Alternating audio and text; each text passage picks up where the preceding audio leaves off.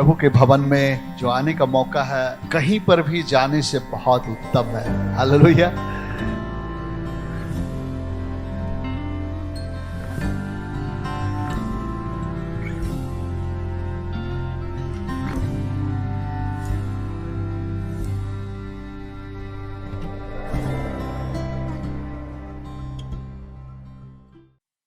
सभी को जय मसीह की। परमेश्वर का धन्यवाद हो आज के दिन के लिए, क्योंकि परमेश्वर का वचन कहता है कि आज का दिन यहोवा ने बनाया है और हम उसमें आनंदित हो। और मेरे प्रियो, मैं एक भजन संहिता का जो 100वां अध्याय है वो मैं पढ़ना चाहती हूँ, जिसमें लिखा है, हे सारी पृथ्वी के लोगों, यहोवा का जय जयकार करो, आनंद से यहोवा की आराधना करो, जय जयकार के साथ उसके सम्मुख आओ। निश्चय जानो कि यहोवा ही परमेश्वर है, उसी ने हमको बनाया और हम उसी के हैं। हम उसकी प्रजा और उसकी चराई की भेड़ें हैं। उसके फाटकों में धन्यवाद और उसके आंगनों में स्तुति करते हुए प्रवेश करो। उसका धन्यवाद करो और उसके नाम को धन्य कहो, क्योंकि यहोवा भला है, उसकी करुणा सदा के लिए और उसकी सच्चाई पीढ़ी से पीढ़ी तक बनी रहती है। परमेश्वर का धन्यवाद हो, क्योंकि सच में वो भला परमेश्वर है और हम प्रतिदिन उसकी भलाइयों को अपने जीवन में अनुभव करते हैं। और ये समय है परमेश्वर ने हमको दिया है मेरे प्रियो, कि हम उसका धन्यवाद करें, क्योंकि परमेश्वर ने आज का दिन बनाया है और इसमें परमेश्वर ने हमें आज्ञा दी है कि इसमें आनंदित हो। तो आइए हम सब अपने हाथों को उठाकर परमेश्वर का धन्यवाद करें। बोलिए, थैंक यू जीसस। धन्यवाद यीशु, राजाओं के राजा, प्रभुओं के प्रभु, सर्वशक्तिमान परमेश्वर, आपके तुल्य कोई भी नहीं है परमेश्वर। स्वर्ग आपका सिंहासन है और पृथ्वी आपके चरणों की चौकी है महान परमेश्वर। हम आपके लिए कैसा सिंहासन बनाए परमेश्वर। परमेश्वर, हम आपको धन्यवाद रूपी बलिदान चढ़ाते हैं परमेश्वर। आपके सारे उपकारों को स्मरण करते हैं परमेश्वर। परमेश्वर, धन्यवाद करते आप ही हैं जिन्होंने हमारे पापों को क्षमा किया है, हमारे रोगों को चंगा किया है और हमको अपनी संतान बनाया है, अपनी चराई की प्रजा बनाया है परमेश्वर। और परमेश्वर, हम आपकी भलाई के लिए धन्यवाद करते हैं। Hallelujah, thank you Jesus. धन्यवाद यीशु, थैंक यू जीसस। हालेलुया। आइए हम परमेश्वर का धन्यवाद करते हुए इस गीत को गाएंगे, हो जय जयकार। हालेलुया, क्योंकि वो हमारा राजा है, हमारा परमेश्वर, हमारा प्रभु है। सारी सृष्टि में वही परमेश्वर है। Hallelujah, thank you Jesus.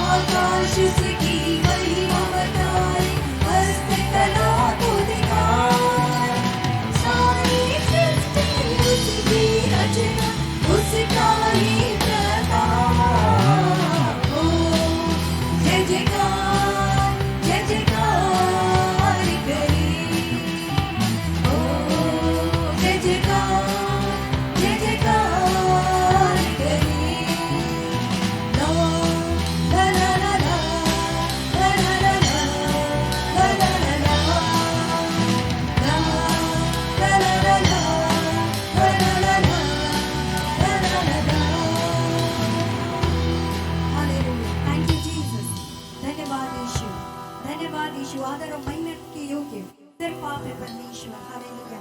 सारी सृष्टि आपकी महिमा से भरी है परमेश्वर, और जो कुछ उसमें है सब आपके नाम को धन्य कहता है परमेश्वर। हम और जो कुछ हमें है वो भी आपके पवित्र नाम को धन्य कहता है। Hallelujah. Thank you Jesus. Bless you Lord. Hallelujah.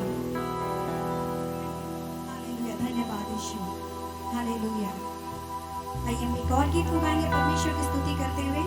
तेरी स्तुति हो, तेरी महिमा हो, प्रशंसा हो प्रभु, क्योंकि वही प्रशंसा, आदर और महिमा के योग्य परमेश्वर है। स्वर्ग में रात दिन स्वर्गदूत उन्हें पवित्र पवित्र कहते नहीं थकते हैं। आइए हम, जबकि परमेश्वर ने हमें ये मौका दिया है कि हम उसका गुणगान करें, उसकी आराधना करें, तो आइए मेरे प्रियो हम लोग भी परमेश्वर की महिमा करें। Thank you Jesus. Bless you Lord. Hallelujah.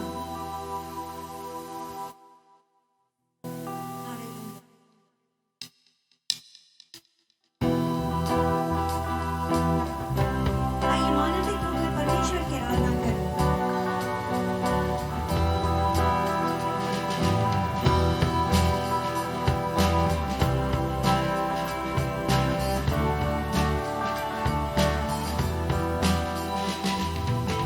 तेरी स्तुति हो, तेरी महिमा हो, प्रशंसा हो प्रभु। तेरी स्तुति हो, तेरी महिमा हो, प्रशंसा हो प्रभु।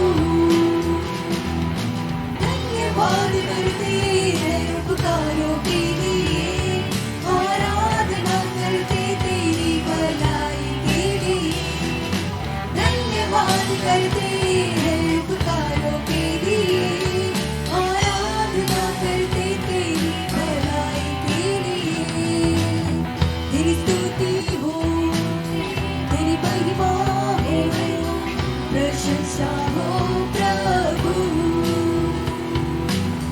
तेरी स्तुति हो, तेरी महिमा हो, प्रशंसा हो प्रभु। धन्यवाद करते हैं उपकारों के लिए, आराधना करते तेरी भलाई के लिए। धन्यवाद करते हैं उपकारों के लिए, आराधना करते तेरी भलाई के लिए। तेरी स्तुति हो, तेरी महिमा हो, प्रशंसा हो प्रभु। तेरी स्तुति हो, तेरी महिमा हो, प्रशंसा हो प्रभु।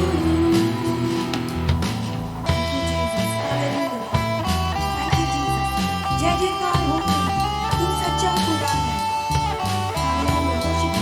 हमारा परमेश्वर सच्चा परमेश्वर है। स्वर्ग के नीचे और पृथ्वी के ऊपर और कोई दूसरा नाम नहीं है जिसमें उद्धार है। हालेलुया। जय जयकार हो, तू सच्चा खुदा है। हालेलुया हो, उद्धार करता है। जय जयकार हो, तू सच्चा खुदा है। हालेलुया हो, उद्धार करता है। तेरी स्तुति हो, तेरी महिमा हो, प्रशंसा हो प्रभु। तेरी स्तुति हो, तेरी महिमा हो, प्रशंसा हो प्रभु। धन्यवाद करते हैं उपकारों के लिए, आराधना करते तेरी भलाई के लिए। धन्यवाद करते हैं उपकारों के लिए, आराधना करते तेरी भलाई के लिए।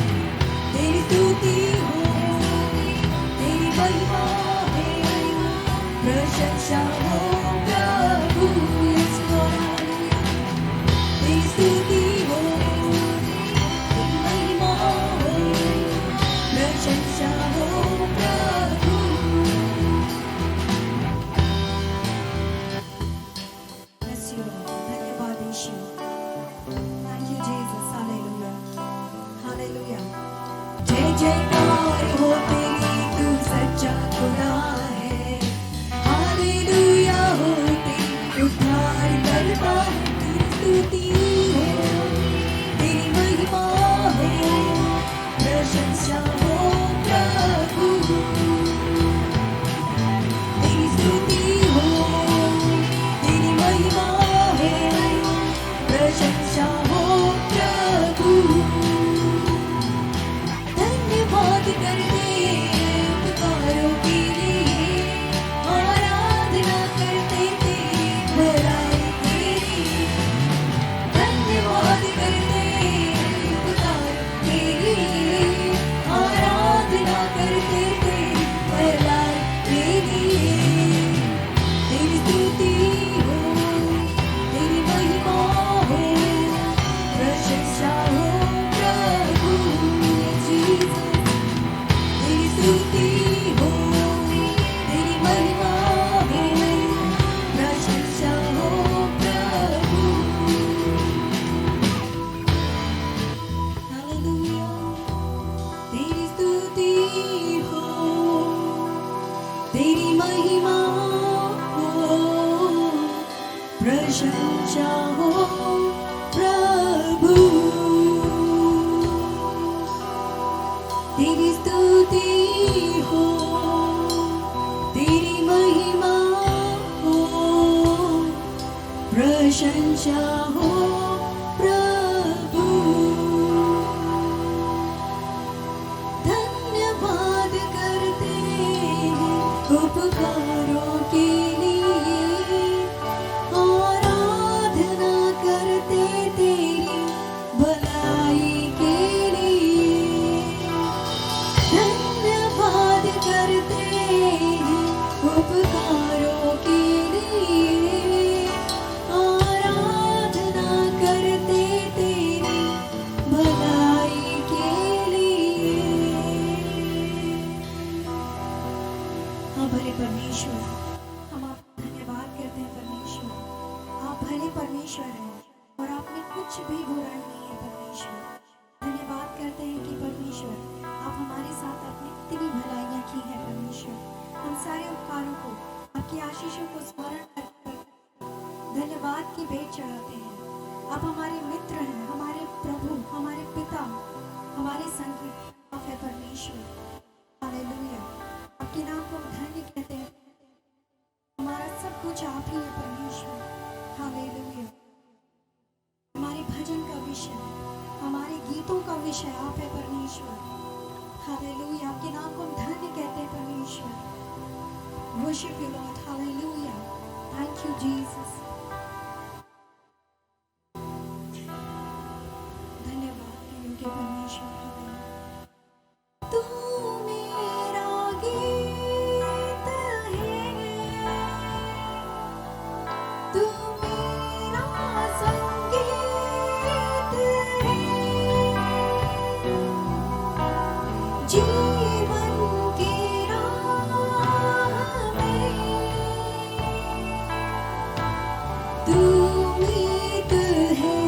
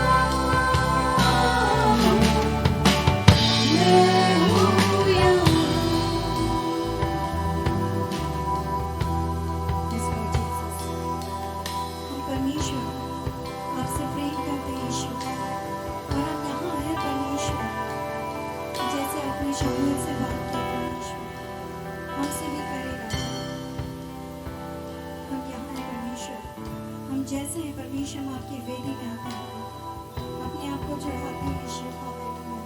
Worship you, Jesus. You're worthy, Lord Jesus. धन्यवाद करते हैं कि परमेश्वर आप हमसे बहुत प्यार करते हैं यीशु, और आपने हमें ये आज्ञा दी कि हम भी सबसे प्रेम करें, ताकि लोग जानें कि पिता परमेश्वर हम आपके लोग हैं और आपके प्रेम को लोग जान सकें। Thank you, Jesus. Worship you, Lord. Worship you, Jesus. और शक्ति और प्यार मेरे दिल में दे दे प्रभु, और शक्ति और प्यार मेरे दिल में दे दे प्रभु। सारे दिल से मैं तुझे प्यार करूँगा, सारे प्राण से मैं तेरी स्तुति करूँगा, सारी शक्ति से मैं तेरी सेवा करूँगा। तू मेरा प्रभु और तू मेरा ईश्वर, हे यीशु सारे दिल से मैं तुझे प्यार करूँगा, सारे प्राण से मैं तेरी स्तुति करूँगा, सारी शक्ति से मैं तेरी सेवा करूँगा। तू मेरा प्रभु और तू मेरा ईश्वर, हे यीशु तू मेरा प्रभु और तू मेरा ईश्वर, हे यीशु तू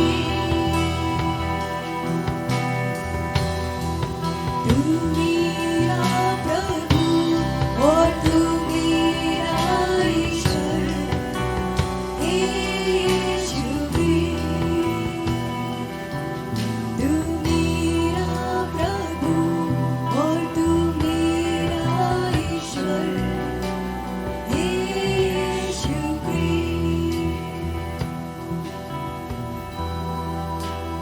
धन्यवाद करते हैं उपकारों के लिए, आराधना करते तेरी भलाई के लिए।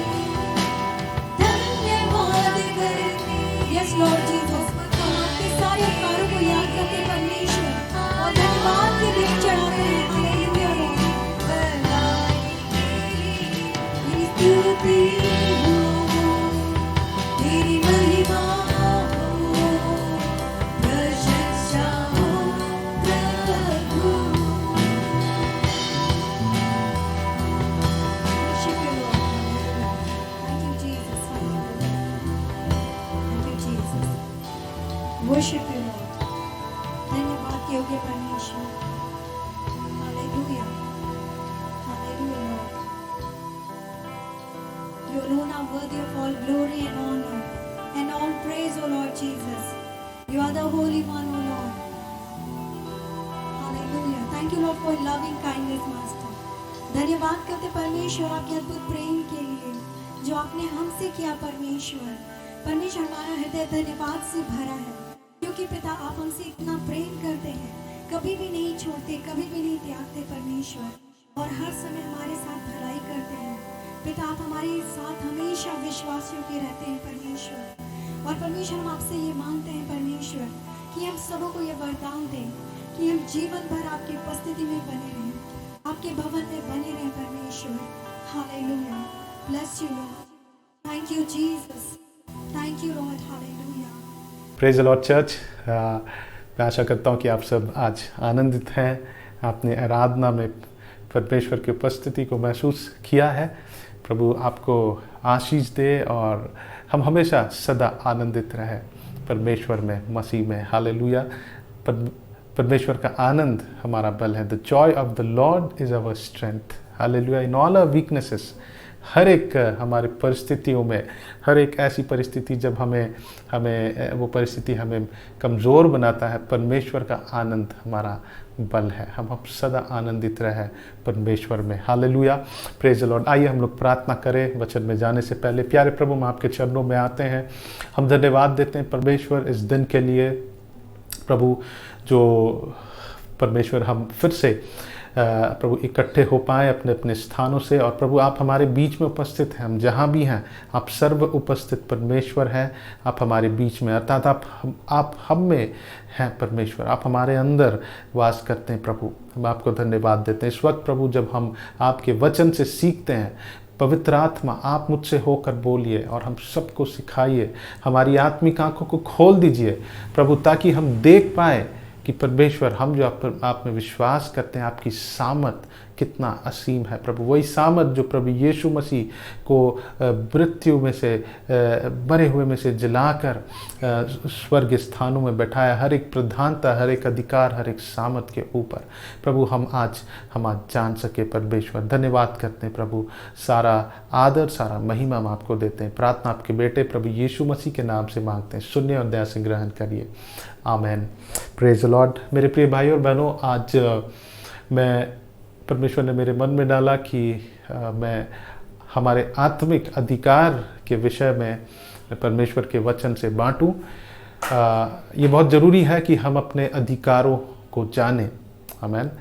बाइबल बतलाती है यूहन्ना 8 और उसका 32 में, तुम सत्य को जानोगे और सत्य तुम्हें आज़ाद करेगा। You will know the truth and the truth will set you free. कई बार हम जो परिपूर्णता की जीवन जो परमेश्वर हमें उसने जो दिया है, हम उस परिपूर्णता में हम मसीह जीवन को नहीं जीते हैं, और इसीलिए हम परमेश्वर की उस पूरी मिरास जो उसने हमें दिया है, वो अधिकार जो दिया है, हम उसे नहीं जानते हैं, और उसके कारण हम अपने जीवन में कई बार एक फेलियर लाइफ को जीते हैं। मसीह होते हुए भी हम जो मसीह में जो हमें मिला है, वो हम उसको नहीं जानते हैं और उससे वंचित रहते हैं।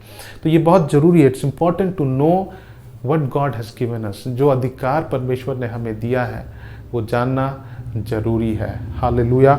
इफिसी उसका 6 अध्याय और उसका 12 पद में लिखता है, 10 पद में लिखता है, इसलिए प्रभु में और उसकी शक्ति के प्रभाव में बलवंत बनो। प्रभु में और उसकी शक्ति के प्रभाव में बलवंत बनो। क्यों? क्योंकि हमारा यह मल्ल युद्ध लहू और मांस से नहीं, परंतु प्रधानों से और अधिकारों से और संसार के अंधकार के हाकिमों से और उस दुष्टता की आत्मिक सेनाओं से है जो आकाश में है। मेरे प्रिय भाई और बहनों, हम लोग एक युद्ध में हैं। ओके, और वो युद्ध मांस और लहू का नहीं है, किसी व्यक्तिगत पर्सनल व्यक्ति से हमारा पर्सनल लड़ाई नहीं है, लेकिन हमारा युद्ध आत्मिक है। अगर हमारे किसी के साथ में पर्सनली भी कुछ है, तो हम इस बात को समझे कि हमारा युद्ध जो है एक आत्मिक युद्ध है। यहाँ लिखता है कि किससे हमारा युद्ध है? प्रधानों से, उस अधिकारों से, संसार के अंधकार के हाकिमों से और सब दुष्टता की आत्मिक सेनाओं से जो है, जो शैतान ने अपने उस पूरे आर्मीज को तैनात करके रखा है, उस पूरे प्रधानों को, अधिकारियों को, है ना, संसार के अंधकार के हाकिमों को, वो दुष्टता की आत्मिक सेनाओं को जो वो तैनात करके रखा है ना। हम विश्वासी हो सकते हैं, लेकिन कई बार हम अपने जीवन में एक हारे हुए जीवन हो सकता कि हम जी रहे होंगे, क्योंकि हम अपने अधिकार को नहीं जानते हैं, है ना। हम इन सारे युद्ध में हम शायद हार जाएंगे। तो इसलिए हमें अपने उस अधिकार को जानने की ज़रूरत। और इसलिए 10 पद में लिखता है, इसलिए प्रभु में और उसकी शक्ति के प्रभाव में बलवंत बनो। प्रभु में और उसकी शक्ति के प्रभाव में बलवंत बनो। और इसलिए पौलुस वहाँ प्रार्थना करता है इफिसी 1 अध्याय में कि परमेश्वर हमें अपनी पहचान में ज्ञान और प्रकाश की आत्मा दे, हमारे आंखों को ज्योतिर्मय करे, ताकि हम देख सके कि उसकी बुलाहट की आशा क्या है और पवित्र लोगों में उसकी मिरास की महिमा का धन कैसा है, और सबसे महत्वपूर्ण कि और उसकी सामर्थ हम में जो विश्वास करते हैं कितनी महान है। वही सामर्थ जो यीशु मसीह को मरे हुए में से जिलाया, स्वर्ग स्थानों में बैठाया, वो सामर्थ, हालेलुया, जो विश्वास करते हैं वो सामर्थ उनमें काम करती है। Hallelujah, praise the Lord. इफिसी उसका 3 अध्याय का जब हम 14 से आगे पढ़ते हैं, वहाँ लिखता, मैं इसी कारण उस पिता के सामने घुटने टेकता हूँ जिससे स्वर्ग और पृथ्वी पर हर एक घराने का नाम रखा गया है, कि वह अपनी महिमा के धन के अनुसार तुम्हें यह दान दे कि तुम उसके आत्मा से अपने भीतरी मनुष्यत्व में सामर्थ पाकर बलवंत होते जाओ। मेरे प्रिय भाइयों बहनों, जब हम इस युद्ध में हैं, आत्मिक युद्ध में हैं, ये जरूरी है कि हम अपने इनर मैन में, भीतरी मनुष्यत्व में हम सामर्थ को पाकर बलवंत हो जाए। और वो सामर्थ परमेश्वर ने हमें दिया है। परमेश्वर ने हमें वो, बाइबल बतलाती है इफिसी 1 और उसका 3 में, हमें मसीह में स्वर्ग स्थानों में सब प्रकार की आत्मिक आशीष दी गई है। हर एक प्रकार की आत्मिक आशीष, आत्मिक अधिकार, उसमें हमें आत्मिक अधिकार भी दिया गया है, जो हम उस आत्मिक जो हमारा जो आत्मिक युद्ध है उसे लड़ने के लिए परमेश्वर ने हमें वो अधिकार भी दिया है। हमें जानना है कि हमारा अधिकार, जब हम जानेंगे तो हम अपने जीवन में जयवंत से बढ़कर होंगे। हालेलुया। कई बार हम मसीह लोग इस क्षेत्र को हम मिस करते हैं, और बिलीवर्स जो हम विश्वास करते हैं, सिर्फ परमेश्वर उनको ये अथॉरिटी नहीं देता जो परमेश्वर के दास हैं, सेवक है, लेकिन हम सबको परमेश्वर ने वो अधिकार दिया है। मैं दो तीन हमारे भाइयों से मैं बात करते समय मुझे समझ में आया कि कई लोगों को अपने अधिकार का एहसास नहीं है। परमेश्वर ने जो हमें अधिकार दिया, जो विश्वासी है ना। एक भाई ने कहा कि जब आप लोग प्रार्थना करते हैं तो मुझे अच्छा लगता है, जब मैं प्रार्थना करता हूं तो मुझे कॉन्फिडेंस नहीं आता है ना। ये शैतान का झूठ है। वो एक विश्वासी है, लेकिन उनके अंदर एक डाउट है, एक संदेह है कि जब मैं प्रार्थना करूंगा तो मेरी प्रार्थना नहीं सुनी जाएगी। एक भाई ने कहा कि जब भी वो वचन पढ़ने जाते हैं, प्रार्थना करने जाते हैं, तो उसे डर लगता है कि शैतान उन्हें सताएगा, और वैसे ही होता भी है ना। जब हम परमेश्वर के वचन को पढ़ने जाते हैं, जब हम प्रार्थना करते हैं, तो क्यों शैतान हमारे नज़दीक आएगा। बाइबल बतलाती है कि submit to God and face the enemy and he will flee away from you. हालेलुया। हम जब अपने आप को परमेश्वर के अधीन कर देते हैं, और जब हम शैतान का सामना करते हैं, तो वो हमारे सामने से वो निकल कर चला जाएगा, वो भाग जाएगा। क्यों? क्योंकि हम जिसकी आराधना कर रहे हैं, जिस परमेश्वर के वचन को पढ़ रहे हैं, जो सामर्थी वचन है पढ़ रहे हैं, जब हम प्रार्थना कर रहे हैं, तो क्यों शैतान हमारे नज़दीक आएगा। वो तो हमारे से दूर चले जाना चाहिए। एक भाई ने कहा कि उनको ड्रीम्स आते हैं, और वो ड्रीम्स देखने के बाद वो ड्रीम्स कुछ भय को डालने वाले ड्रीम्स है ना। और कई बार हम सोचते हैं कि परमेश्वर ने मुझे दिखाया। कई बार किसी के शैतान हमारे अंदर ड्रीम्स के थ्रू किसी के प्रति नेगेटिव सीड्स को डालता। हमें ड्रीम्स में ऐसा दिखाता है कि वो व्यक्ति मेरे खिलाफ में कुछ कर रहा है, और जब हम सुबह उठते तो हमें लगता है कि हमारे अंदर हम उनके प्रति क्रोध से भरे होते हैं। शैतान अलग अलग नाना प्रकार से हमारे जीवन से हमारे शांति, हमारा आनंद, हमारे लोगों के साथ रिलेशनशिप, हमारे काम में, हमारे पढ़ाई लिखाई, सब में वो अपने हाथ को लगाना चाहता है। क्योंकि बाइबल बतलाती है सच कि शैतान आया नाश करने, घात करने और विनाश करने।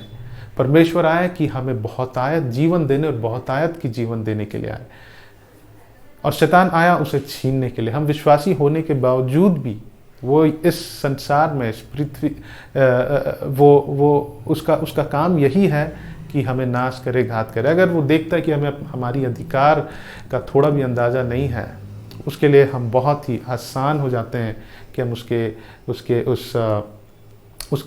उसके कार्यों में, उस अंधकार की सामर्थ की ताकत के बंधन में हम बंध जाएं, है ना। तो मुझे एहसास हुआ इन भाइयों से बातें करके कि ये बहुत ज़रूरी है कि हम अपने अधिकारों को समझें। जब हम अपने अधिकार को जानेंगे तो हम जयवंत से बढ़कर, जब हम सत्य को जानेंगे तो सत्य हमें आज़ाद करेगा। हालेलुया। जो हमारा है हम उसे क्यों किसी के हाथ में जाने दें? जो हमारा अधिकार है, हम उसे खोए। हालेलुया। क्यों हम उसे नहीं जानकर हम अपने जीवन में खोए, जब परमेश्वर ने हमें जीवन से बढ़कर एक जीवन को जीने के लिए हमारे लिए प्रयोजन को दिया है। Praise the Lord. आइए हम खोलेंगे लूका रचित सुसमाचार और 10 अध्याय और उसका 17 पद से आगे जब हम पढ़ेंगे, वहाँ लिखता है कि वे 70 आनंद करते हुए लौटे। वो 70 जो चेले थे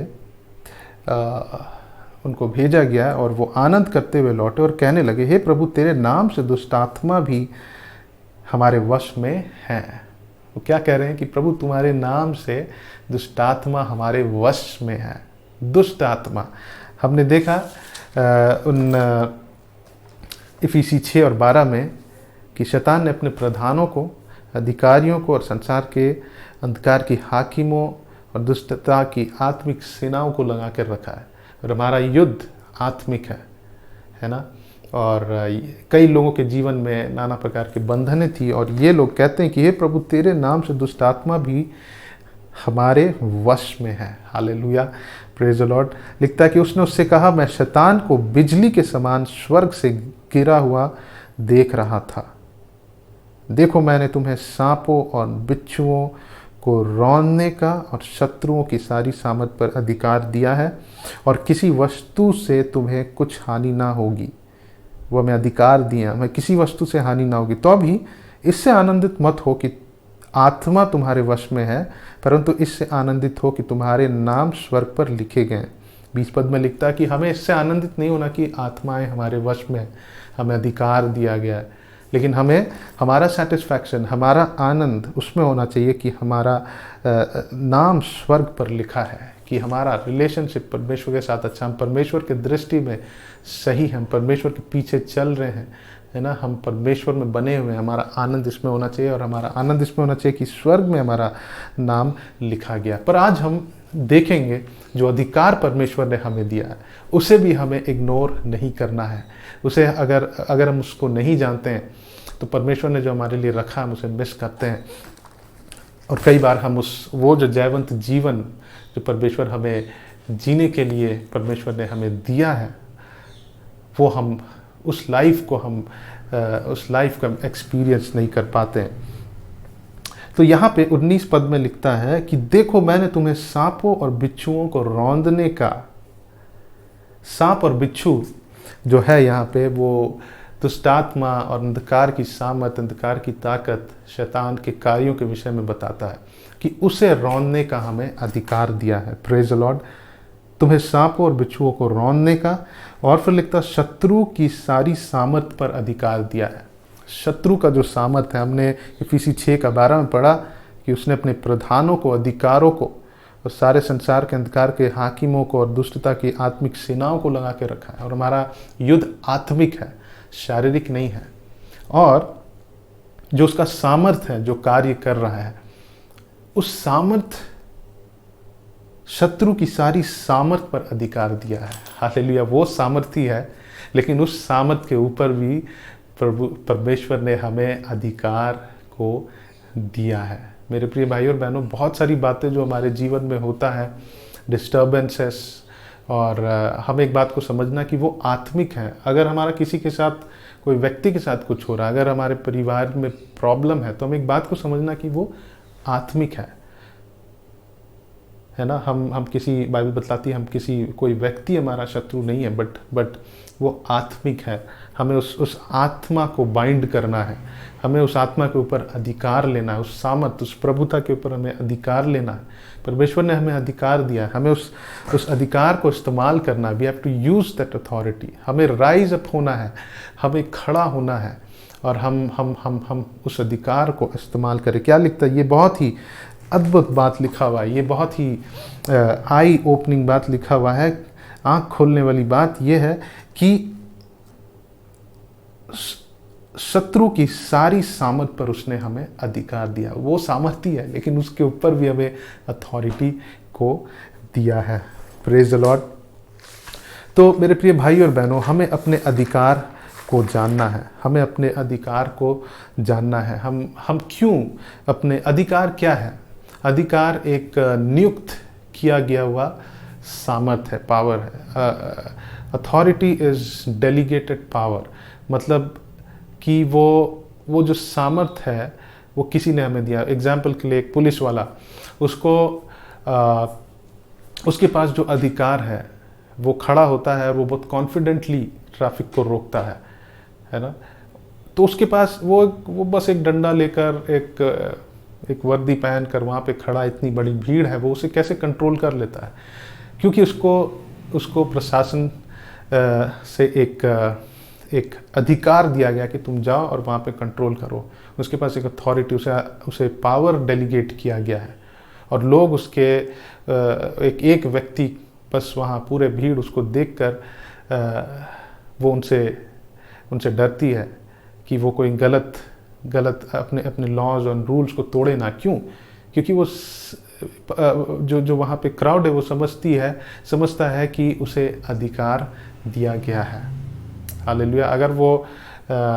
अगर वो डर के चुपचाप से कहीं बैठा रहे तो वो अपने अधिकार का इस्तेमाल नहीं कर रहा है ना। बट उसे जो अधिकार मिला है ना, उसे ऊपर से अधिकार मिला है, उसका अपना ताकत नहीं है। अगर मैं और या आप एक वर्दी पहन के एक डंडा लेकर खड़े हो जाए, है ना, तो अगर लोगों को पता चल जाए कि हम एक नकली, हम एक फेक पुलिस हैं, तो लोग आके हमें पीटेंगे, मारेंगे, है ना। लेकिन उस पुलिस वाले को प्रशासन अधिकारियों से उसे एक पावर मिला, उसे एक अथॉरिटी मिला है ना। उसी तरह से हमें भी अधिकार मिला है। जब हम अपने अधिकार को जानेंगे, जब हम इस्तेमाल करेंगे, बाइबल बतलाती है यहाँ पर, प्रभु यीशु मसीह बताते हैं कि और किसी वस्तु से तुम्हें कुछ हानि ना होगी, है ना। हमें डरना नहीं है, हमें अधिकार मिला है, हम उस अधिकार का इस्तेमाल करें, हम सीखें कि हम कैसे उस अधिकार का इस्तेमाल करें और हमें किसी वस्तु की हानि ना होगी। हमें डरने की ज़रूरत नहीं है। फियर नथिंग, है ना। जो डर है वो द्वार को खोलता है हमारे शत्रु के लिए कि वो आकर हमारे जीवन में कार्य करे। Fear opens the door for the enemy to come and work in our lifes. But यहाँ तो परमेश्वर ने हमें अधिकार दिया, हम क्यों डरे? हम उस अधिकार को इस्तेमाल करें। आइए हम राइज अप हो, हम खड़े हों और अपने उस अधिकार को इस्तेमाल करें। हालेलुया। याकूब उसका जब हम 4 अध्याय को पढ़ते हैं और वहाँ पे याकूब जो यीशु मसीह का जो हाफ ब्रदर है और वो यरूशलेम में एक लीडर है और यरूशलेम के कलीसिया में और यहूदियों लोगों को के बीच में वो काम करता, और उनके लिए वो लिखा है कि तुम में लड़ाइयाँ और झगड़े कहाँ से आ गए? क्या उन सुख विलासों से नहीं जो तुम्हारे अंगों में लड़ते भिड़ते? तुम लालसा रखते हो और तुम्हें मिलता नहीं, इसलिए तुम हत्या करते हो। तुम डाह करते हो और कुछ प्राप्त नहीं कर पाते, तो तुम झगड़ते और लड़ते हो। तुम्हें इसलिए नहीं मिलता कि मांगते नहीं। तुम मांगते हो और पाते नहीं, इसलिए कि बुरी इच्छा से मांगते हो ताकि अपने भोग विलास में उड़ा दे। हे व्यभिचारिणियों, यहाँ पे उनको व्यभिचारी कहा जा रहा है, एडल्टरर्स। क्या तुम नहीं जानती कि संसार से मित्रता करना परमेश्वर से बैर रखना है?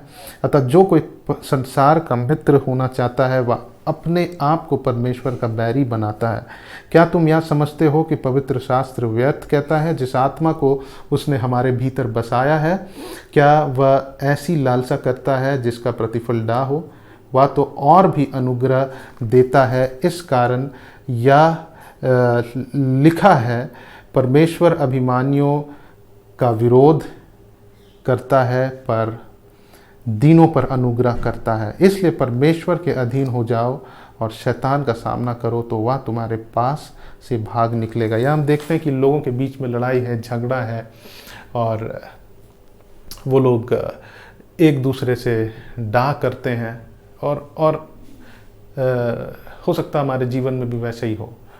और ये कोई हमारे एक दूसरे से कोई लड़ाई नहीं है, लेकिन ये एक आत्मिक युद्ध है। वो जो आत्माएं जो हमारे अंदर काम कर रही है ना, जो उनके अंदर काम करता है, और बाइबल बतलाती है यहाँ पे जब हम पढ़ेंगे 7 पद में, इसलिए परमेश्वर के अधीन हो जाओ और शैतान का सामना करो तो तुम्हारे पास से भाग निकलेगा। परमेश्वर के अधीन हो जाओ, सबमिट टू गॉड, और शैतान का सामना करो। और क्या लिखता है? तो वह तुम्हारे पास से भाग निकलेगा। हालेलुया। तो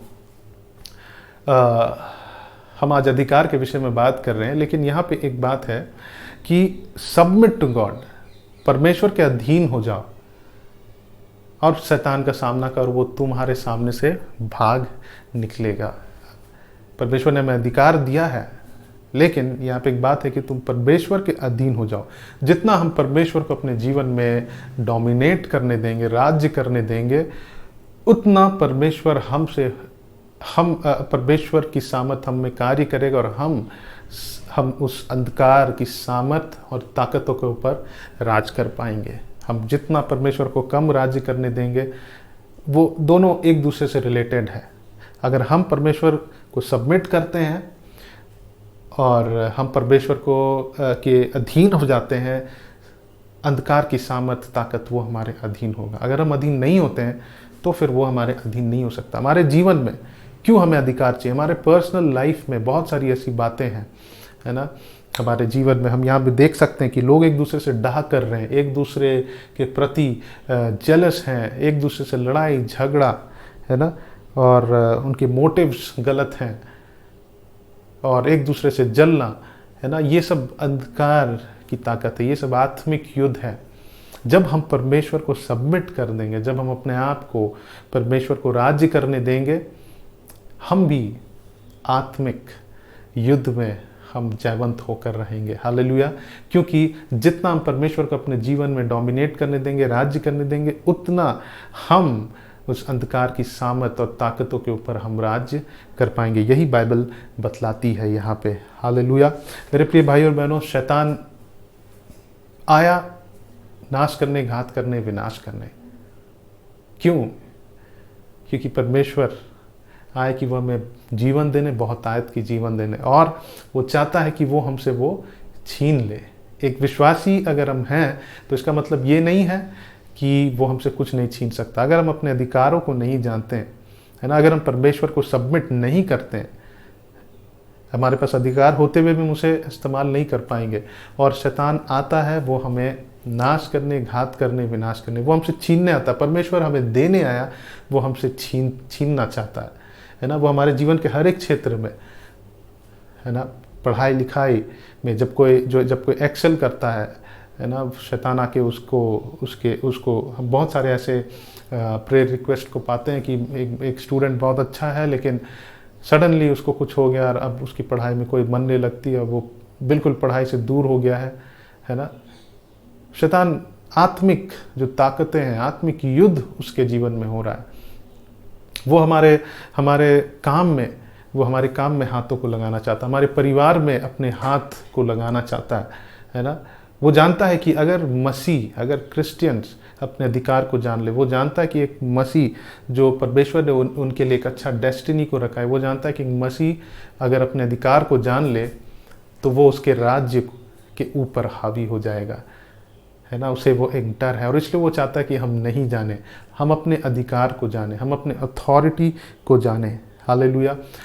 समस्या ये है कि जब प्रॉब्लम ये है कि जब हमारे जीवन में चैलेंजेस आती है, कुछ हमारे जीवन में आंधी तूफान आते हैं, कुछ होता है, हम बोलते हैं कि परमेश्वर ने दिया और परमेश्वर ने ले लिया। कई बार हम परमेश्वर को हम दोषी ठहराते हैं, हम उनको क्रेडिट देते हैं, परमेश्वर ने दिया, परमेश्वर ने ले लिया। परमेश्वर ने हमें अधिकार दिया है, आइए हम राइज अप हो, हम उठे और अपने अधिकार का इस्तेमाल करें। हालेलुया। परमेश्वर की इच्छा नहीं है कि हम बीमार रहें। हम ये नहीं बोल सकते परमेश्वर ने मुझे बीमारी दिया, परमेश्वर ने इसे होने दिया। परमेश्वर ने हमें अधिकार दिया है उन ताकतों से लड़ने के लिए। हालेलुया। बोलता है, परमेश्वर का वचन कहता है कि शैतान के हर एक सामर्थ के ऊपर, वो भी सामर्थी है, उसके ऊपर हमें सारा अधिकार को दिया है।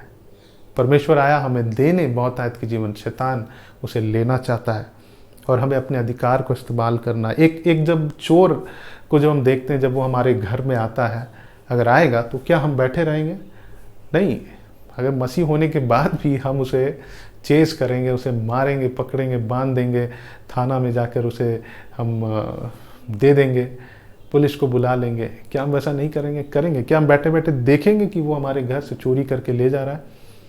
तो जब आत्मिक क्षेत्र में जब होता है तो हम उसके साथ हम ऐसा व्यवहार क्यों करते कि नहीं, परमेश्वर ने दिया, परमेश्वर ने ले लिया? हम क्यों हम बैठे रहें? हम अपने अधिकार का इस्तेमाल करें। Let us use our authority that God has given us. आमेन। Let us know that God has given us power. परमेश्वर ने हमें उस सांप और बिच्छू को रौंदने के लिए परमेश्वर ने हमें अधिकार को दिया, हमें ताकत को दिया, सामर्थ को दिया। हमें शैतान के हर एक सामर्थ के ऊपर हमें अधिकार को दिया है। हालेलुया। क्यों हम आत्मिक क्षेत्र में अलग सा व्यवहार करें? परमेश्वर, हम एक आत्मिक युद्ध में हैं और हम अपने हथियारों को इस्तेमाल करें, हम अपने उस अधिकार को इस्तेमाल करें। हालेलुया। हमें जानना है कि यीशु मसीह ने हमें उस अधिकार को दिया है। जब लूका 10 अध्याय 17 पद से आगे पढ़ते हैं, वहाँ लिखता है कि मैंने तुम्हें अधिकार को दिया है। हालेलुया। Praise the Lord. आइए हम अपने अधिकार को इस्तेमाल करें। लूका रचित सुसमाचार 8 अध्याय और उसका 22 पद। यहाँ लिखता है कि फिर एक दिन वह और उसके चेले नाव पर चढ़े और उसने उनसे कहा, आओ झील के पार चले। अतः उन्होंने नाव खोल दी, पर जब नाव चल रही थी तो वह सो गया, यीशु मसीह सो गया, और झील पर आंधी आई और नाव पानी से भरने लगी और वे जोखिम में थे। तब उन्होंने पास आकर उसे जगाया और कहा कि स्वामी स्वामी, हम नाश हुए जाते हैं। तब उसने उठकर आंधी को और पानी की लहर को डांटे और वे थम गए। प्रभु यीशु मसीह ने आंधी और उस पानी को डांटा उसने, और वो थम गया। हालेलुया। उस अधिकार को समझिए जो यीशु मसीह के पास है, और वही अधिकार परमेश्वर ने हमें भी दिया है। तब उसने उनसे कहा, तुम्हारा विश्वास कहाँ था? प्रभु यीशु मसीह कहते हैं कि तुम्हारा विश्वास कहाँ था? यीशु मसीह उनसे कह रहे हैं कि तुमने अपने अधिकार को इस्तेमाल क्यों नहीं किया? Y didn't you use your authority? Y didn't you क्यों तुमने उस आंधी को डांटा नहीं ताकि वो थम जाए? मैंने तुम्हें अधिकार को दिया है। आज परमेश्वर ने हमें अधिकार को दिया। हमारे जीवन में आंधी तूफान ये आएंगे, है ना। हम अपने जीवन में बहुत सारे चैलेंजेस, बहुत सारे सर्कमस्टेंसेस को फेस करेंगे। हम अपने जीवन में डिफ़िकल्टीज़ को, कठिनाइयों को, है ना, बहुत सारे संघर्ष, बहुत सारे आंधी तूफानों का सामना करेंगे, है ना। बट उस समय ये कहना कि हाँ शायद ये परमेश्वर की इच्छा है ना, ये वो लोग कहते हैं जो अपने अधिकार को नहीं जानते हैं, जो अपने उस अथॉरिटी को नहीं जानते जो परमेश्वर ने दिया, जो अपने आत्मिक आशीषों को नहीं जानते हैं, है ना। पौलुस वहाँ प्रार्थना करता है कि लोग, कलीसिया परमेश्वर की महिमा के सामर्थ से भर जाए, बलवंत हो जाए। परमेश्वर ने हमें अधिकार दिया है ताकि हम उस आत्मिक युद्ध में हम जयवंत हो सके। हालेलुया। Praise the Lord. और यीशु मसीह कहते हैं कि तुम्हारा विश्वास कहाँ था?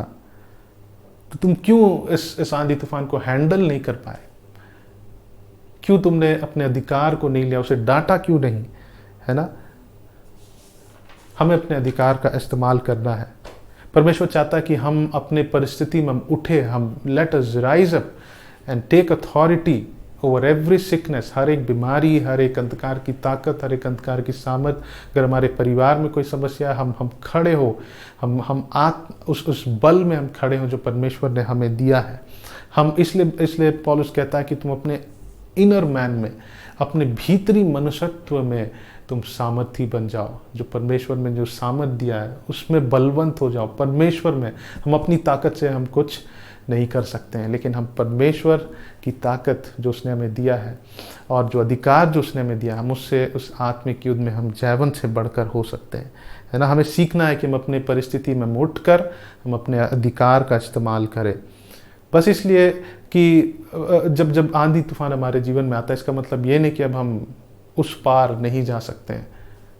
है ना। हमें बैठ के ये नहीं बोलना है कि परमेश्वर की यही इच्छा, हमें खड़ा होना है, हमें अधिकार लेना है उस हर एक डिस्टर्बेंस के अगेंस्ट में यीशु मसीह के नाम से। हालेलुया। मत्ती और उसका 21 अध्याय में जो हम पढ़ते हैं, जब यीशु मसीह ने उस अंजीर के पेड़ से कहा कि तुम सूख जाओ, उसे कर्ज कर दिया, उसके चेले पूछने लगे ऐसा कैसा हो गया। यीशु मसीह ने उन्हें समझाया कि जब तुम कुछ मांगते हो, है ना,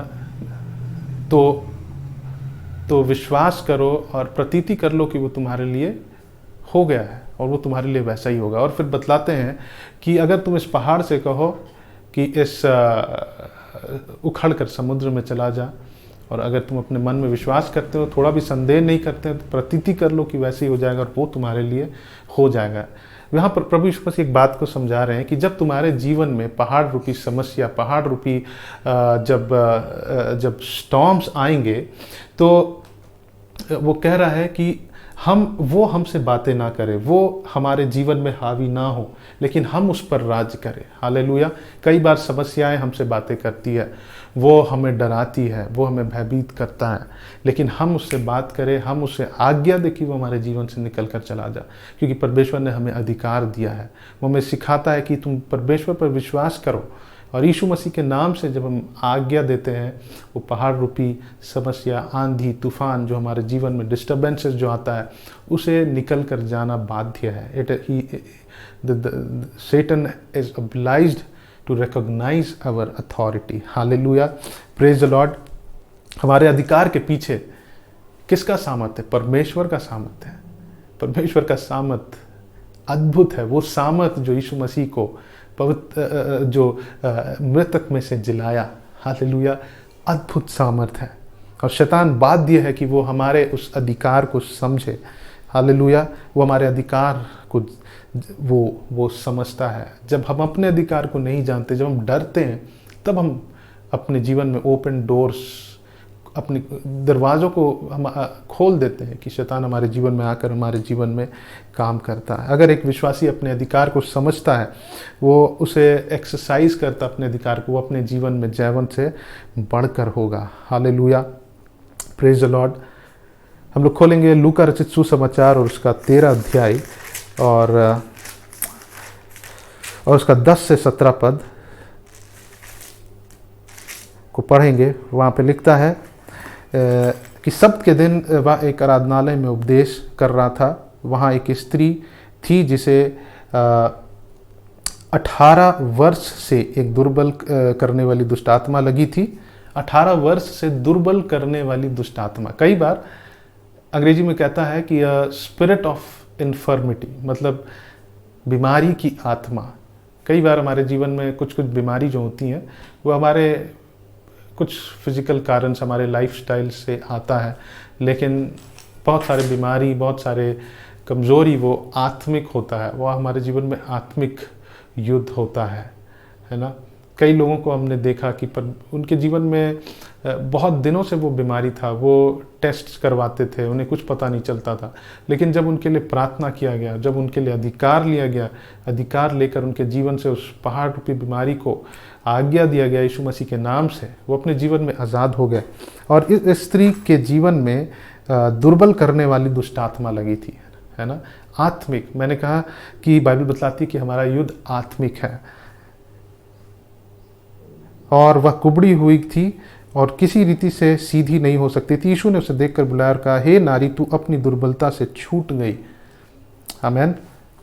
तब उस पर हाथ रखे और वह तुरंत सीधी हो गई और परमेश्वर की बड़ाई करने लगी, इसलिए कि यीशु ने सब्त के दिन उसे अच्छा किया।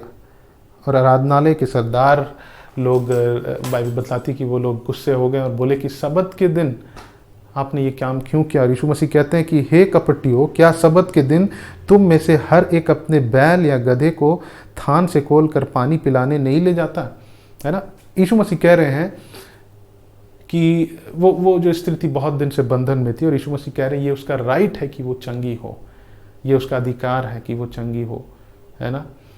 हम ऐसा नहीं बोल सकते। यीशु मसीह ने ये नहीं कहा कि शायद ये परमेश्वर की इच्छा नहीं है कि तुम चंगी हो। ये परमेश्वर का इच्छा है कि हम चंगे हो। और हमारे जीवन में बहुत सारे लोग आएंगे हमारे आस पड़ोस के लोग, फ्रेंड्स और जान पहचान, जिनके जीवन में अंधियारा हो सकता है, जिनके जीवन में बंधन हो सकता है, जिनके जीवन में बीमारी की आत्मा कार्य कर रहा है, जिनके जीवन में दुष्ट आत्माओं की आत्माएं काम कर रही है, और परमेश्वर ने हमें अधिकार दिया कि हम उसे आज़ाद करें। हम ये नहीं कह सकते कि शायद वो परमेश्वर का इच्छा है, उनकी परमेश्वर का इच्छा है कि हम आज़ाद हो। Hallelujah, praise the Lord. परमेश्वर का इच्छा कि हम आज़ाद हो जाए, और हम अपने अथॉरिटी को, क्यों परमेश्वर ने हमें अधिकार दिया कि हम उन लोगों को की सहायता करें, हम उन लोगों को के लिए जाकर प्रार्थना करें, उन्हें बंधन से छुड़ाएं, ताकि परमेश्वर का राज्य उनके जीवन में आए। बाइबल बतलाती है जब कोई दुष्ट आत्मा से छुटकारा पाता, परमेश्वर का राज्य आता है, और फिर अंधकार की ताकतें उनके जीवन में कार्य नहीं करेगा। अब परमेश्वर का राज्य उनके जीवन में है। आमेन, प्रेज द लॉर्ड। मत्ती रचित सुसमाचार उसका 6 अध्याय में लिखता है कि तेरा राज्य आए। उस प्रार्थना में जब हम पढ़ते हैं, वहाँ पे एक जगह लिखता है, परमेश्वर प्रार्थना करने के लिए सिखाते हैं, इस रीति से प्रार्थना करना है कि प्रभु तेरा राज्य आए, तेरी इच्छा जैसे स्वर्ग में है वैसी इस पृथ्वी पर पूरी हो। हालेलुया, आमीन। जैसा ये हमारा रिस्पॉन्सिबिलिटी है कि हम उसे देखें कि परमेश्वर की इच्छा जैसे स्वर्ग में वैसी इस पृथ्वी पर पूरी हो, है ना। परमेश्वर की ये इच्छा स्वर्ग में, ये इच्छा नहीं है कि लोग बंधन में रहें, लोग इस पृथ्वी पर। हमें परमेश्वर ने एक आज्ञा को दिया, ग्रेट कमीशन को दिया है कि जाकर लोगों को सुसमाचार सुनाओ, गुड न्यूज़, कि प्रभु यीशु मसीह किस लिए आए, हमें आज़ाद करने, हमें बचाने आए, हम पापों से भी और हमारे श्रापों से भी, हमारे बीमारियों से भी, उनके जीवन में शैतान का जो बंधन है उससे छुड़ाने के लिए आए।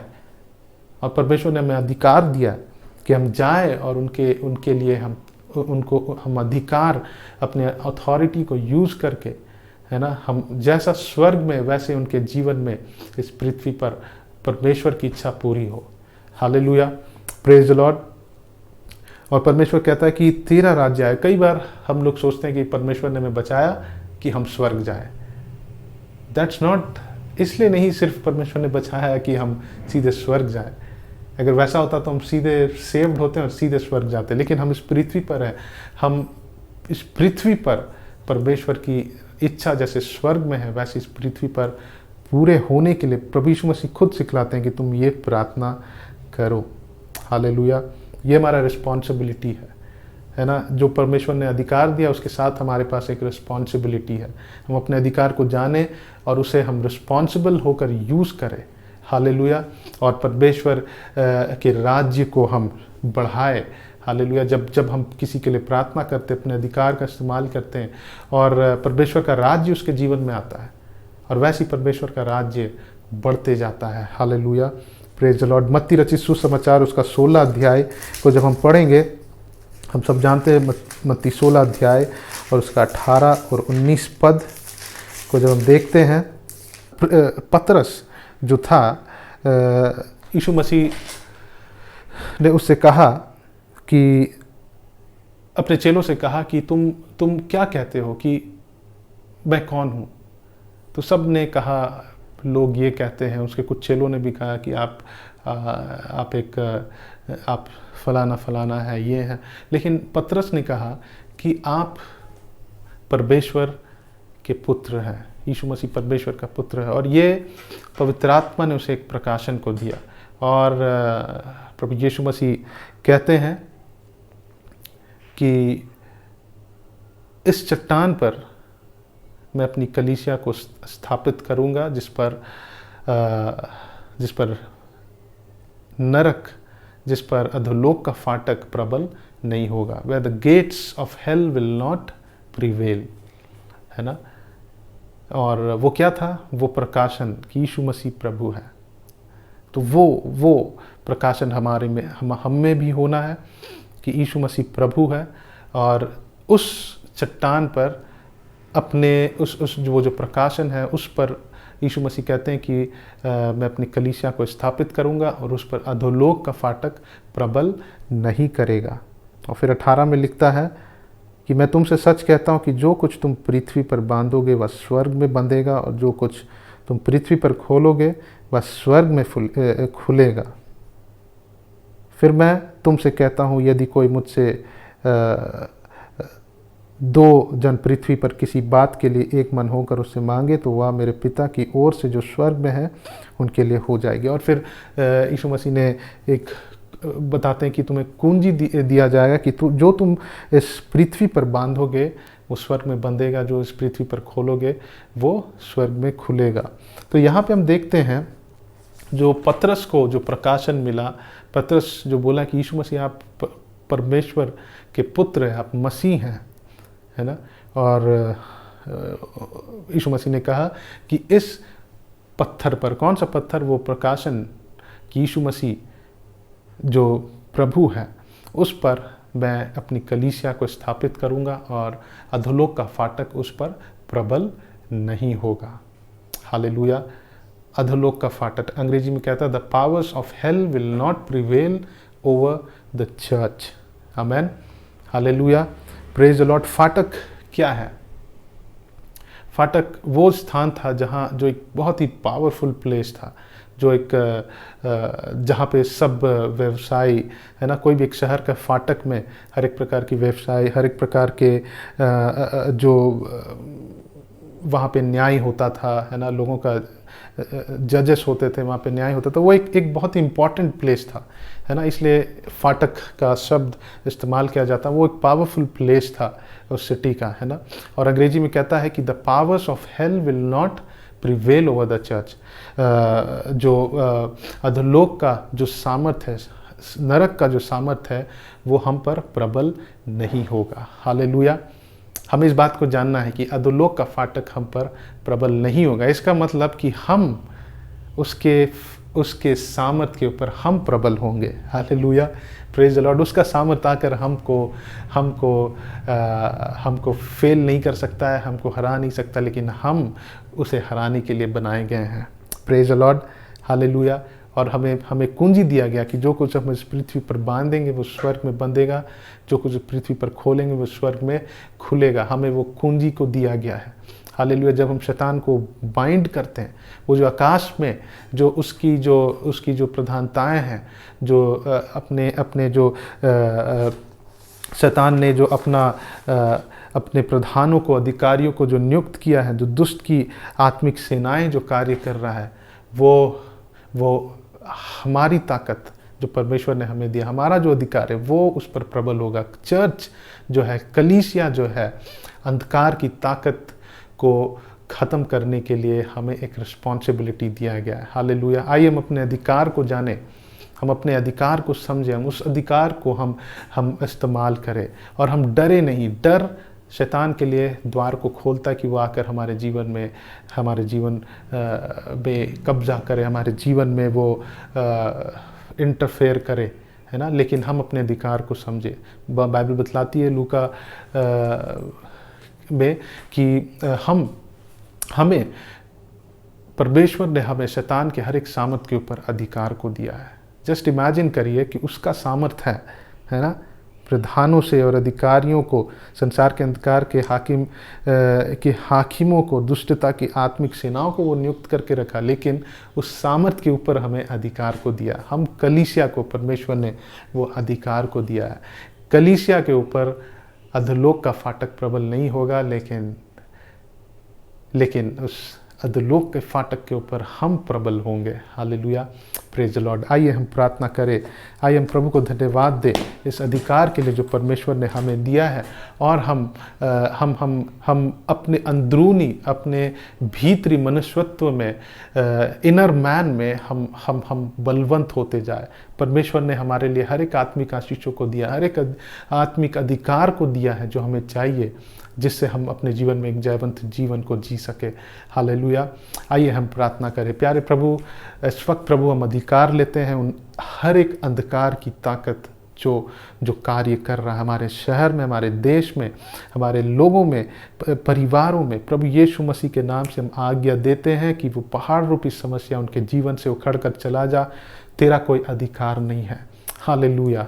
Thank you Jesus. प्रभु, आपने हमें बुलाया कि हम उस नरक के, अधोलोक के सामर्थ के ऊपर हम प्रबल करें।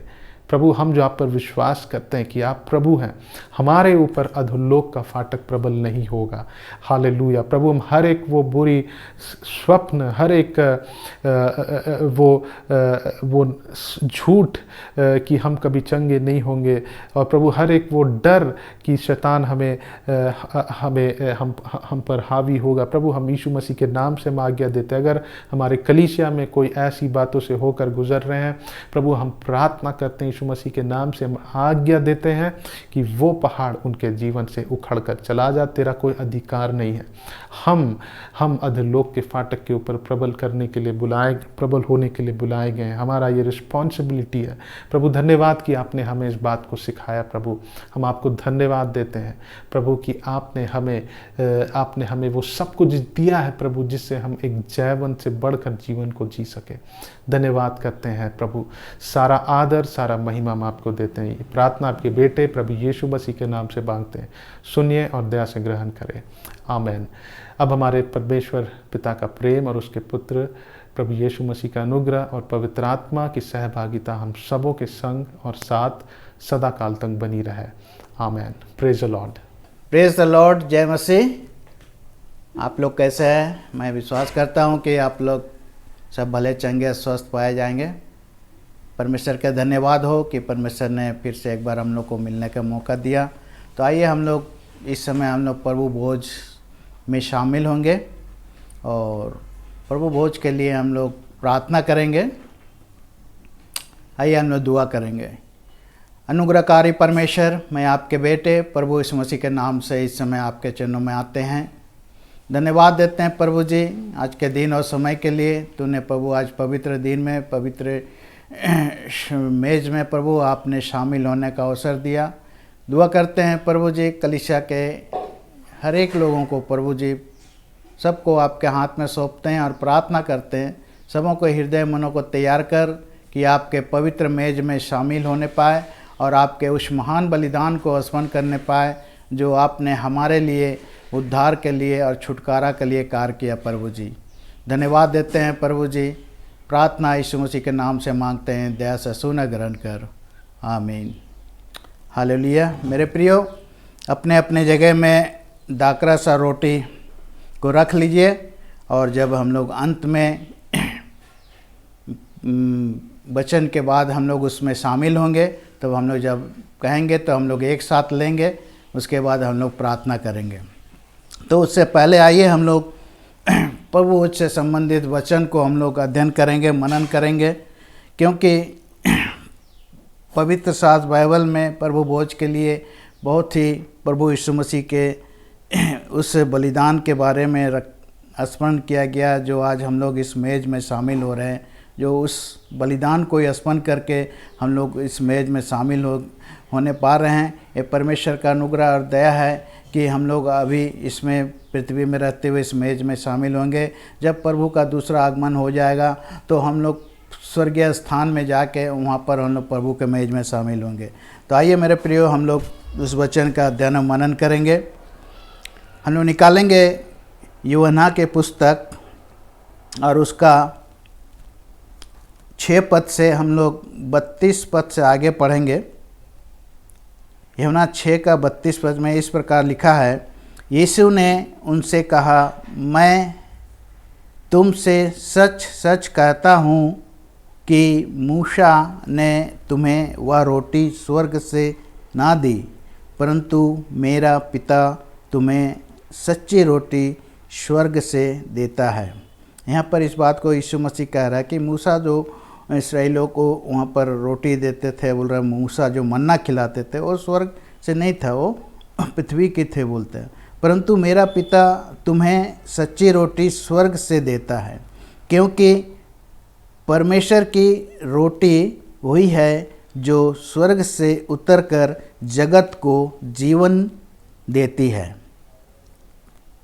तब उन्होंने उससे कहा, हे प्रभु, यह रोटी हमें सर्वदा दे।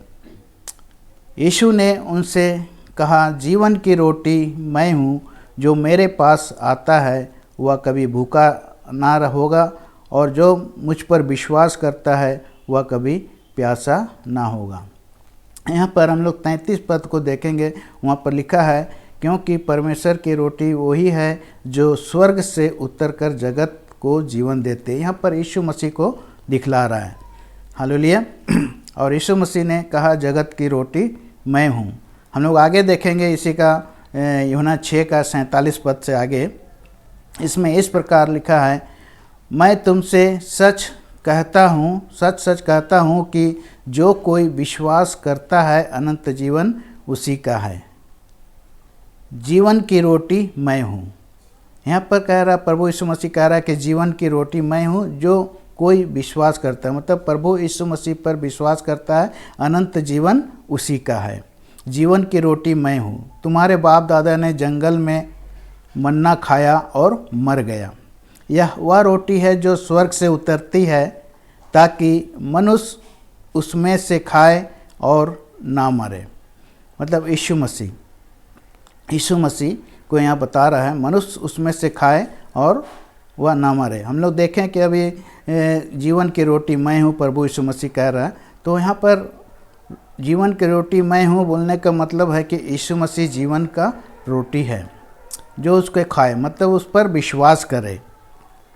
वह रोटी है जो स्वर्ग से उतरती है, मतलब प्रभु यीशु मसीह जो स्वर्ग से उतरे, ताकि मनुष्य उसमें से खाए और ना मरे। जीवन की रोटी जो स्वर्ग से उतरती है मैं हूँ। यदि कोई इस रोटी में से खाए तो सर्वदा जीवित रहेगा, और जो रोटी मैं जगत के जीवन के लिए दूंगा वह मेरा मांस है। 52 पद में यहाँ पर, इस पर यहूदी यह कहकर आपस में झगड़ने लगे, यह मनुष्य कैसे हमें अपना मांस खाने को दे रहे हैं। यहाँ पर यहूदी लोग इस बात को समझने नहीं पाए, क्योंकि यीशु मसीह ने कहा जीवन की रोटी मैं हूँ, जो मेरा मांस खाता है वह जीवित रहेगा, बोला सर्वदा जीवित रहेगा। और जो जीवन की रोटी है, जो जीवन की रोटी के लिए दूंगा वह मेरा मांस है। यहाँ पर यहूदी लोग इस बात को समझ नहीं पाए, आत्मिक बातों को। वो लोग सोच रहे हैं कि यीशु मसीह का मांस को कैसे खाएंगे, लेकिन यीशु मसीह खुद बोला कि मैं जीवन की रोटी हूँ। रोटी जो है कि विश्वास को दिखाता है, प्रभु यीशु मसीह पर विश्वास करने वालों को। और 53 पद में फिर यीशु कहते हैं कि यीशु ने उनसे कहा, मैं तुमसे सच सच कहता हूँ कि जब तक तुम मनुष्य के पुत्र का मांस ना खाओ और उसका लहू ना पियो तो तुम में जीवन नहीं। हालेलुया। यहाँ पर मनुष्य का पुत्र यीशु मसीह का मांस जो रोटी का प्रतीक है, और लहू जो उस दाखरस का प्रतीक है, वो रोटी और लहू जो है यीशु मसीह का मांस और लहू का प्रतीक है, जो उसमें हम सहभागी होते हैं। और फिर 54 पद कहता है, मेरा मांस खाता है और मेरा लहू पीता है, अनंत जीवन उसी का है। हालेलुया।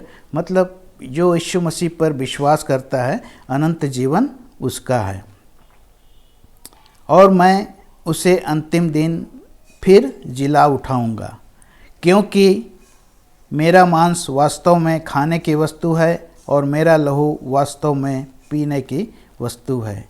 जो मेरा मांस खाता और मेरा लहू पीता वह मुझ में स्थिर बना रहता है और मैं उसमें। हालेलुया। तो मेरे प्रियो, यहाँ पर यीशु मसीह इस बात को दिखा रहा है कि मैं ही जीवन का रोटी, जैसे उसने यीशु मसीह ये भी कहा कि जीवन का जल मैं हूँ, जो मेरे पास आए वो कभी प्यासा नहीं होगा। तो यहाँ पर उसने कहा कि जीवन की रोटी मैं हूँ, जो मेरे पास आएगा वो कभी भूखा नहीं रहेगा। मतलब उनका अनंत जीवन। यहाँ पर सांसारिक बात नहीं, आत्मिक बातें हैं। बोलता अनंत जीवन, उस पर विश्वास करना ना। रोटी खाना मतलब उस पर विश्वास करना, उसका मांस खाना मतलब है कि यीशु मसीह पर हमको विश्वास करना। आगे हम लोग देखेंगे इसके लहू में और इसके जो मांस में, मतलब दाखरस में और लहू में जो हम सहभागी होंगे, उसके कुछ नियम है मसीह लोगों के लिए, क्योंकि जो बपतिस्मा लेते हैं वही इस मेज में, प्रभु के मेज में शामिल हो सकते हैं। तो आइए हम लोग कुरिन्थियों के पुस्तक को निकालेंगे और कुरिन्थियों के पुस्तक के 11 अध्याय तो जैसे हम लोग अक्सर पढ़ते हैं 11 का 23 पद में, यहाँ पर पौलुस इस बात को बताता है कुरिन्थी की कलीसिया को। पौलुस बोलता है, क्योंकि यह बात मुझे प्रभु से पहुंची और मैंने तुम्हें भी पहुंचा दी कि प्रभु यीशु जिस रात वह पकड़वाया गया रोटी ली और धन्यवाद करके उसे तोड़ी और कहा, यह मेरे देह है जो तुम्हारे लिए है, मेरे स्मरण के लिए यही किया करो। परमेश्वर ने पौलुस से एक प्रभु भोज में विधि विधान के लिए एक नई आज्ञा दिया है और वो बोलता है कि मुझे प्रभु से पहुँची। मतलब पौलुस के पास प्रभु यीशु मसीह ने इस बात को विधि को पहुँचाया, क्योंकि यह बात मुझे प्रभु से पहुँची और मैंने तुम्हें भी पहुँचा दी। कलीसिया के लोगों को बोल रहा है। प्रभु ने जिस रात वह पकड़वाया गया रोटी ली और धन्यवाद करके उसे तोड़ी और कहा, यह मेरी देह है जो तुम्हारे लिए है, मेरे स्मरण के लिए यही क्या करो। रोटी जो है प्रभु का देह का प्रतीक है। इसी रीति से 25 पद में, इसी रीति से उसने ब्यारी के पीछे कटोरा भी लिया और कहा, यह कटोरा मेरे लहू में नई वाचा है, जब कभी पियो तो मेरे स्मरण के लिए यही किया करो। यहाँ पर हम लोग देख रहे हैं कि कटोरा में क्या है, लहू में नई वाचा है। बोलता है जब कभी पियो तो मेरे स्मरण के लिए यही क्या करो। लहू जो है, कटोरा में जो लहू है वो दाखरस है उसमें, और दाखरस लहू का प्रतीक है। क्योंकि जब कभी तुम यह कटोरे रोटी खाते और इस कटोरे में से पीते हो तो प्रभु की मृत्यु जब तक वह ना आए प्रचार करते रहो। जब तक हम लोग पृथ्वी में हैं और इस मेज में शामिल होते हैं, रोटी में शामिल होते हैं और इस दाखरस में शामिल होते हैं, कि प्रभु की मृत्यु जब तक वह ना आए, मतलब प्रभु के दूसरे आगमन तक हम इसी तरह से प्रभु यीशु मसीह के का है प्रचार हम करते रहेंगे। और जब प्रभु का आगमन हो जाएगा तो फिर हम क्या है कि इस मेज में हम शामिल नहीं होंगे, लेकिन हम फिर स्वर्गीय स्थान में जब जाएंगे वहाँ हम प्रभु के मेज में शामिल होंगे। इसीलिए जब तक बोल रहे कि 26 पद लिखता है कि क्योंकि जब तक तुम यह रोटी खाते और इस कटोरे में से पीते हो तो प्रभु के मृत्यु को जब तक वह ना आए, मतलब प्रभु के दूसरे आगमन तक इसको प्रचार करते रहो। अब यहाँ पर खाने के विधि बताए गए हैं 27 पद में, इसलिए जो कोई अनुचित रीति से प्रभु की रोटी खाए या इस कटोरे में से पिए वह प्रभु के देह और लहू का अपराधी होगा। मेरे प्रियो, जो कोई बोलता है अनुचित रीति से इस रोटी में से खाए और इस कटोरे में से पिए वह प्रभु के देह और लहू का अपराधी ठहरेगा।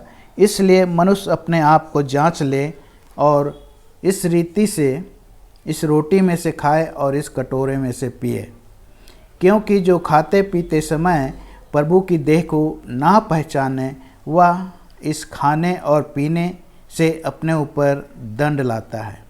इसी कारण तुम में बहुत से निर्बल और बहुत से रोगी और बहुत से सो भी गए हैं। यदि हम अपने आप को जांचते तो दंड ना पाते। मेरे प्रियो, यहाँ पर जब हम प्रभु के मेज में शामिल होते हैं तो 27 पद हमें एक चेतावनी देता है, बोलता है इसलिए जो कोई अनुचित रीति से प्रभु की रोटी में खाए या कटोरे में से पिए वह प्रभु के देह और लहू का अपराधी होता है। मतलब हम अनुचित रीति का कहने का मतलब है कि हमारे जब हम प्रभु के पीछे चलते हैं, प्रभु की अनुकरण करते हैं और उसकी इच्छा के अनुसार चलते हैं और हम लोग दुष्ट भरी संसार में रहते हैं, ज़रूर हम लोग कहीं ना कहीं चूक हो जाते हैं जो प्रभु की दृष्टि में गलत है।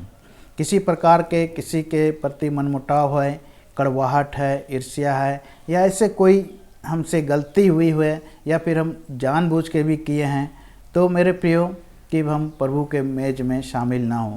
इससे पहले कि जब हम शामिल हों तो हम प्रभु के मेज में शामिल होने से अपने आप को प्रभु के पास पश्चातापी मन के साथ आएँ और अपने जो भी दोष गुनाह है अपराध है प्रभु के सामने रखें। क्योंकि नीति वचन 28 का 13 में रखता है, जो 13 में लिखा है, जो अपने अपराध को छिपा रखता है उसका कार्य सफल नहीं होता है, और जो उसको मान लेता है और छोड़ देता है उस पर दया की जाती है। हमारा परमेश्वर करुणा निधि परमेश्वर है, दयालु परमेश्वर है।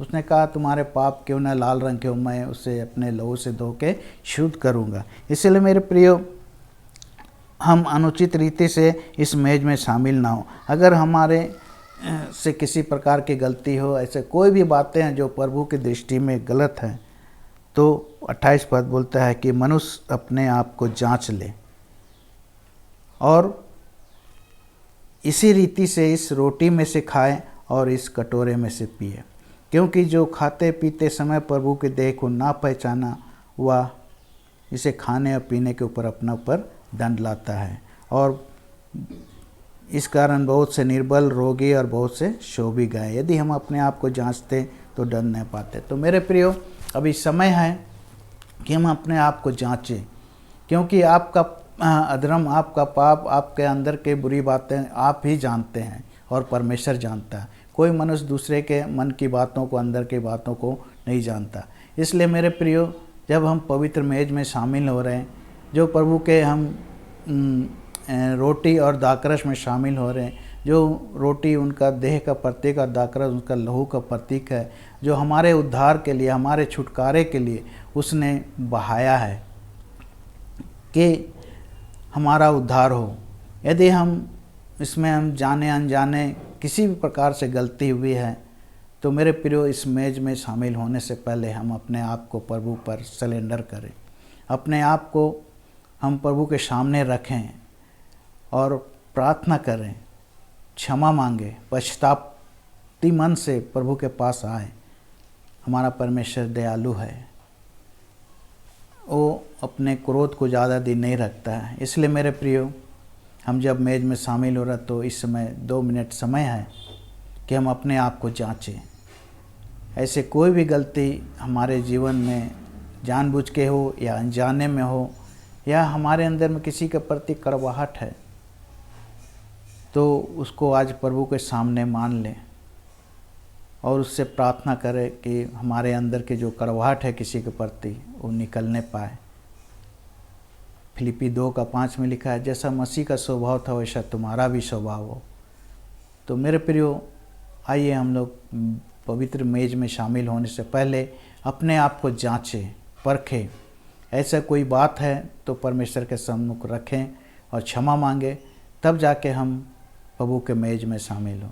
तो आइए हम लोग 2 मिनट मौन रख के अपने आप को जांचें और अपने बातों को परमेश्वर के पास रखें।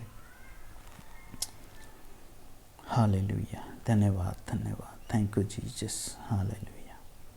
जाने अनजाने जो भी गलती है प्रभु जी, जो आपकी दृष्टि में गलत है, मैं अपने आप को आप पर समर्पण करता हूँ और आपसे प्रार्थना करते हैं, हमें क्षमा कर, ताकि हम आपके उस पवित्र मेज में शामिल होने पाए। क्योंकि हम दुष्ट भरी संसार में रहते हैं प्रभु, चूक हो जाती है।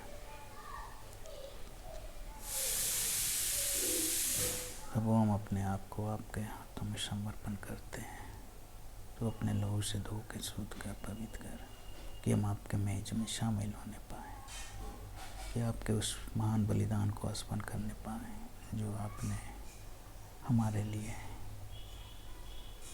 किया है, हमारे लिए अपने शरीर को तोड़ा है, लहू बहाया, और आपने हमारे लिए क्रूसीफाई हुआ।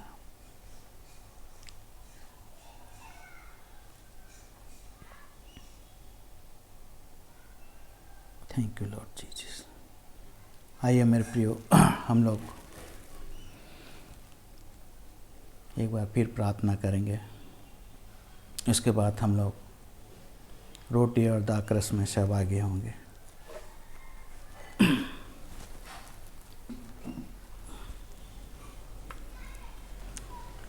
अनुग्रहकारी परमेश्वर, मैं आपके बेटे प्रभु यीशु मसीह के नाम से इस समय आपके चरणों में आते हैं। आपके वचन के द्वारा प्रभु हम लोगों ने पाया प्रभु जी कि जब हम लोग आपके मेज में शामिल होते तो अपने आप को जांच ले, परख ले। यदि हम जांचते नहीं हैं, परखते नहीं हैं, तो इस मेज में शामिल होने के बाद हम अपने आप को दोषी ठहराते हैं।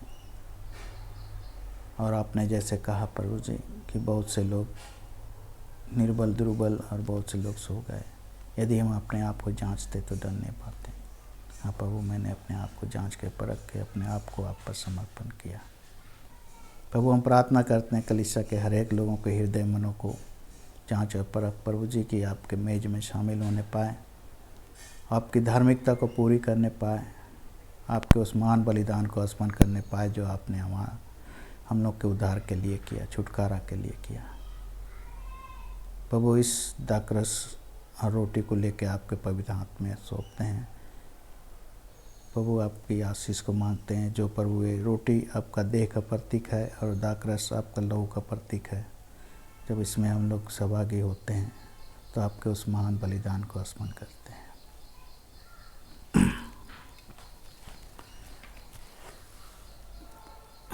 आइए मेरे प्रियो, हम लोग इस पर अभी शामिल होंगे। इस पर जिस प्रकार लिखा है 23 पद से, क्योंकि उसने यह बात मुझे प्रभु से पहुंची और मैंने तुम्हें भी पहुंचा दी। और प्रभु यीशु ने जिस रात वह पकड़वाया गया उसने रोटी ली और धन्यवाद करके उसे तोड़ी और कहा, ये मेरी देह है जो तुम्हारे लिए है, मेरे स्मरण के लिए यही किया करो। इसी रीति से उसने ब्यारी के पीछे कटोरा भी लिया और कहा, यह कटोरा में लहू में नई वाचा है, जब कभी पियो तो मेरे स्मरण के लिए यही किया करो। आइए मेरे प्रियो, हम लोग इस रोटी और दाखरस में एक साथ हम लोग सब कोई शामिल होंगे। धन्यवाद देते हैं प्रभु आपके महान बलिदान के लिए।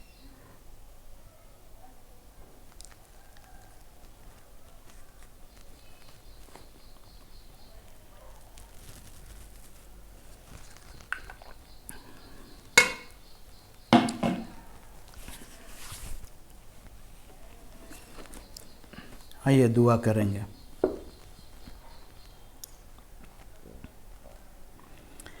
धन्यवाद देते हैं प्रभु जी, आपके पवित्र मेज में शामिल होने का आपने अवसर दिया। प्रभु जी,